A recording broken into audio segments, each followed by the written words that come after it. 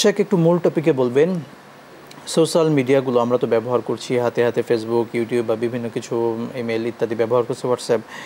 এই ব্যবহারটা আসলে কী টাইপের আমাদের ব্যবহার করা উচিত, কিভাবে এটার মিস ইউজ যারা করছে এদের ব্যাপারে কী বলবেন?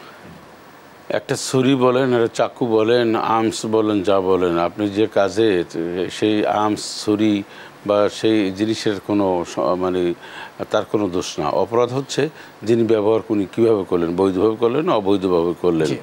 সোশ্যাল মিডিয়া একটি আল্লাহ পাকের দান। এখন এইটা আপনি ইসলামের কল্যাণে ব্যবহার করলেন না ইসলামের অকল্যাণে, মানুষকে ক্ষতি সাধন করার জন্য, মানুষের সম্মান ইজ্জত নষ্ট করার জন্য করলেন না ইসলাম প্রচারের জন্য, এটা আপনার সিদ্ধান্ত। তবে সোশ্যাল মিডিয়া কোনো অপরাধ না। আমরা দেখি ফেসবুকে এমন সব ছবি আসে, এমন সব ভিডিও অশ্লীলতা বেহায়াপনা আসে, এমন সব কিছু আসে যেটা দিয়ে দেশ জাতির কোনো কল্যাণে আসে না, ইসলামের তো আসেই না। সেজন্য আপনি যদি ইসলামিক পোস্ট, ইসলামিক গল্প, ইসলামের লেখা, ইসলামের বাণী, কোরআন সুন্নাহ এরকম যদি প্রচার প্রসার করেন তাহলে আপনি দেখেন সব পাবেন। শেখ, যে প্রশ্ন নিচ্ছিলাম, ভুলবশত বাবার হাত থেকে কোরআন শরীফ পড়ে যায়, এক্ষেত্রে করণীয়? যে কোনো মানুষের হাত থেকে ভুলবশত যদি কোরআনুল কারীম পড়ে যায় তাহলে এর জন্য অনেক সময় আমরা শুনে থাকি যে 100 কেজি চাল, লবণ বা আরও অনেক কিছু দিতে হয়, কাফারা দিতে হয়। না, হাত থেকে কোরআন শরীফ পড়ে গেলে ইস্তেগফার পাঠ করবে, আল্লাহর কাছে ক্ষমা চাইবে, কোরআনকে সম্মান ইজ্জত করবে, এটাই যথেষ্ট। আর যদি কিছু দান সদকা করে দেয় তো যে কোনো ইস্তেগফারের সাথে দান সদকা করলে সেই ইস্তেগফারটা আল্লাহর কাছে বেশি গ্রহণযোগ্য, পছন্দনীয়।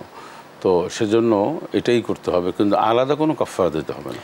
শেখ, আরেকটি আমরা অনলাইনে একটি প্রশ্ন এসেছে, বিশেষ করে একজন প্রবাসী ভাই প্রশ্ন রেখেছেন যে আমি একজন প্রবাসী, কিন্তু সে দেশের সিটিজেনশিপ পাওয়ার জন্য আমাকে পেপারসে নন মুসলিম অর্থাৎ অমুসলিম দেখাতে হবে। এই অবস্থায় প্রশ্ন হচ্ছে, আমি অন্তরে মুসলিম আছি কিন্তু পেপারসে আমি অমুসলিম শো করে সে দেশে সিটিজেনশিপ হতে পারবো কিনা? নিঃসন্দেহে না। অমুসলিম সেও কখনো মুসলিম পেপারসে মুসলিম দেখাতে পারবে না, আর দেখাইলে সে মুসলিম হবে না। আর এখানেও ঠিক একজন মুসলিম অমুসলিম দেখাবে পেপারসে, এটা একটা বড় ধরনের প্রতারণা। মান গাশা ফালাইসা মিন্না, রাসূল সাল্লাল্লাহু আলাইহি ওয়াসাল্লাম বলছে প্রতারণা করে, হ্যাঁ, যে খোঁটা দেয়, প্রতারণা করে, সে আমার দলভুক্ত না। প্রতারণা এমন একটা কঠিন জিনিস যেটা নিজে আপনার ক্ষতিগ্রস্ত হয় এবং আশেপাশের সমাজও ক্ষতিগ্রস্ত হয়। সেজন্য এমন জঘন্যতম কাজটি তার জন্য করা মোটেই শরীয়সম্মত না।